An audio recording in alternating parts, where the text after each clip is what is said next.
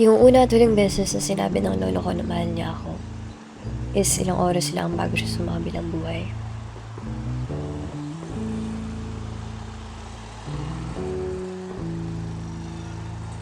Nung buhay pa yung lolo ko, palagi niyang kwento na noong September 2, 1996, yun yung araw na dineliver yung paborito niyang kotse. Yung blue Mitsubishi Lancer niya. Ang punchline niya, yun din yung araw na dineliver ako. Sa mundong to. Totoo naman, yun yung birthday ko. At tinantay niya mahigit 20 na taon bago niya masabi ang tunay na nararamdaman niya.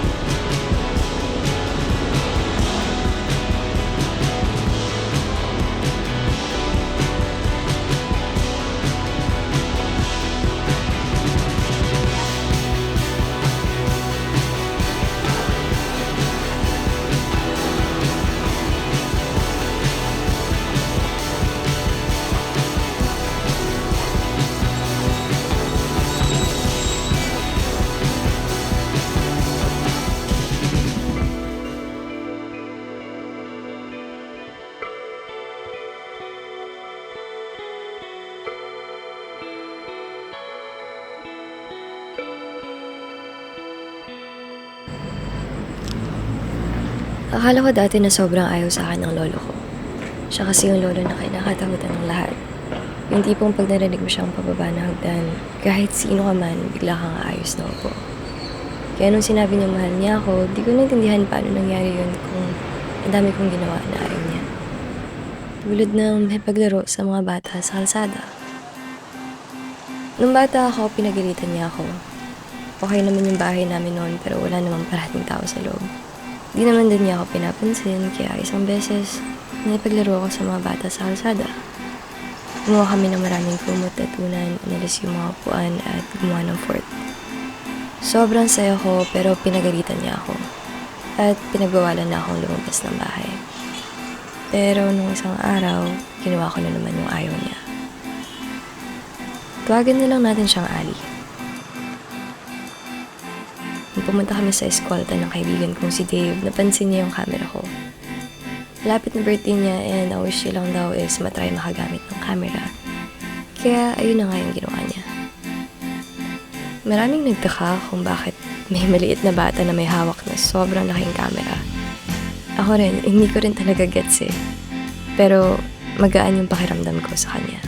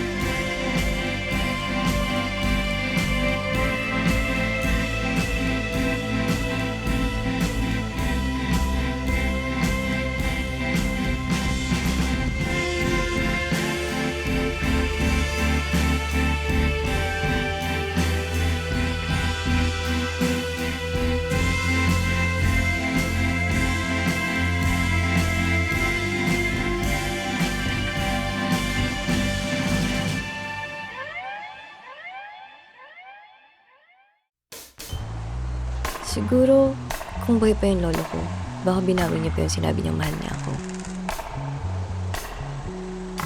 Sa sobrang daming tao sa mundo, naging kaibigan ko pa talaga yung mahilig sa bundok.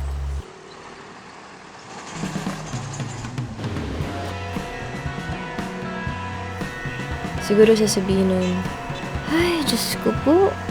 Kung nalaman niya kung saan na kami nakarating ni Matt.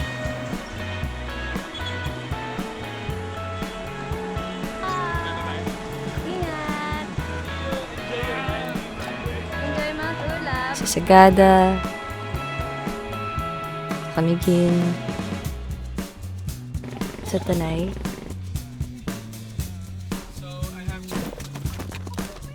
Pero ang pinaka di ko in-expect is sa pabasyon. Hindi ko rin talaga gets, pero may series kasi si Matt na Wrong Apo na pupunta siya sa lahat ng Apo maliban sa Mount Apo. So, dito kami sa Apoteka.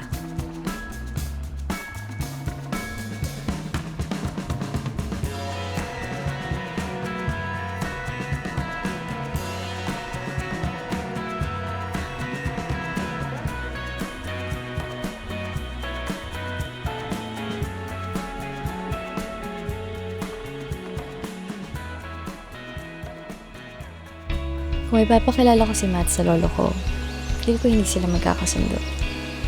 Yung lolo ko kasi, maraming napuntahan sa buhay niya. Parang si Matt. At laging nakaka-excite yung mga kwento niya. Pero, lagi rin niya akong pinapagalitan pag magkukwento ako balik kasi gusto niya, siya lang yung magkukwento.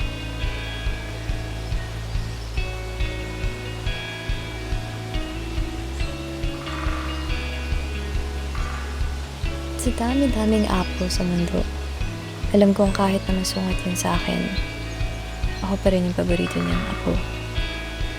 Ako lang kasi talaga yung nakikinig sa nararamdaman niya. Sinabi niya yun sa akin isang beses. Siguro kasi sinasabi ko rin yung nararamdaman ko pabalik kahit pa man pagalitan niya ako. At siya rin, napapractice niyang masabi yung mga gusto niyang sabihin. Baka kaya nilakasan niya yung loob niyang sabihin na mahal niya ako.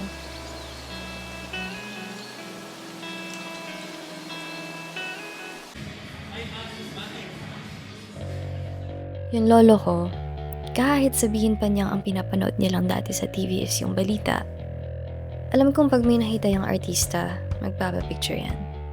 Kaya between Matt and Dave, feel ko mas makakasundo niya si Dave.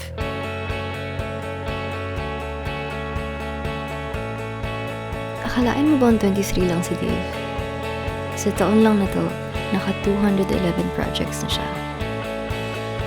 Sa tingin ko kung buhay pa yung lolo ko, nakilala na siya ng buong barangay namin. Pero hindi rin lang kasi kahit pa ang cool ni Dave, sobrang humble lang din niya.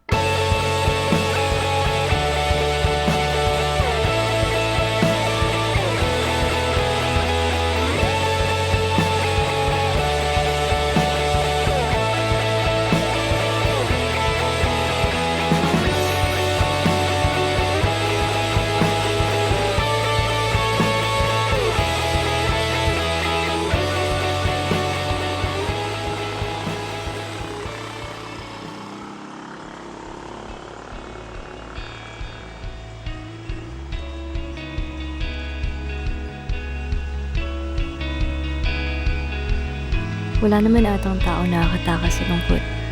Wala ka na sa mundong ginagalawan ko pero lagi ka pa rin naaalala.